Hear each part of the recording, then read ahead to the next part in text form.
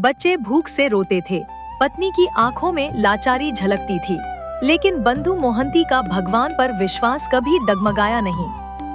एक रात उसने अपनी पत्नी से शांत स्वर में कहा, चिंता मत करो, आज हम मेरे एक मित्र के घर चलेंगे, वह बहुत दयालु है, हमें भूखा नहीं रहने देगा। पत्नी यह समझ नहीं पाई कि बंधु जिस मित्र की बात कर रहा है वह कोई साधारण मनुष्य नहीं बल्कि स्वयं भगवान श्री जगन्नाथ थे। रात को पूरा परिवार थककर जमीन पर सो गया।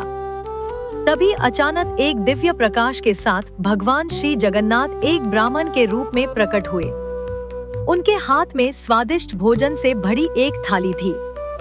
मधुर स्वर में उन्होंने कहा, बंधु मोहंती, मैं तुम्हारे लिए भोजन लेकर आया हूँ। बंधु की आंखों से आंसू बह निकले। उसने प्रभु का दिया भोजन स्वीकार किया और पत्नी व बच्चों को जगाया। कई दिनों बाद पूरा परिवार तृप्त होकर भोजन कर सका। सुबह होते ही पुरी के श्री जगन्नाथ मंदिर का भंडार खोला गया। पुजारी यह देखकर चकित रह गए। भगवान को अर्पित की गई भोग की एक थाली गायब थी। खोज करते हुए मंदिर के सेवक बंधु मोहंती के घर पहुँचे और वहाँ वही थाली देखी। संदेह के कारण सेवकों और राजा के सिपाहियों ने बंधु पर भोग चोरी का आरोप लगाया और निर्दयता से उसे पीटने लगे। शरीर पर घाव पड़ रहे थे, रक्त बह रहा था, आंखों से आंसू गिर रहे थे, लेकिन बंधु मोहंती के होठों से बस एक ही शब्द निकल रहा था, जय जगन्नाथ, जय जगन्नाथ। यह दृश्य देखकर स्वयं भगवान श्री जगन्नाथ का हृदय व्यथित हो उठा। उनके दिव्य नेत्रों से आंसू बहने लगे।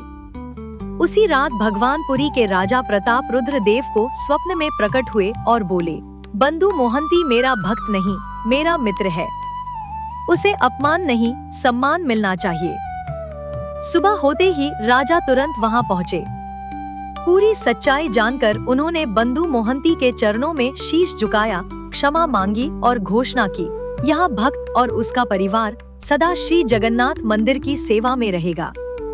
कहा जाता है कि आज भी बंधु मोहंती के वंशज पुरी के श्री जगन्नाथ मंदिर में सेवा करते हैं और यह तथा भक्ति, विश्वास और ईश्वर की करुणा का जीवंत उदाहरण है। संदेश: जो भगवान अपने भक्त के लिए भोजन लेकर दौड़ पड़े, जो अपने मित्र के दुख में आंसू बहाए, वही सच्चे भगवान हैं, श्री जगन्नाथ।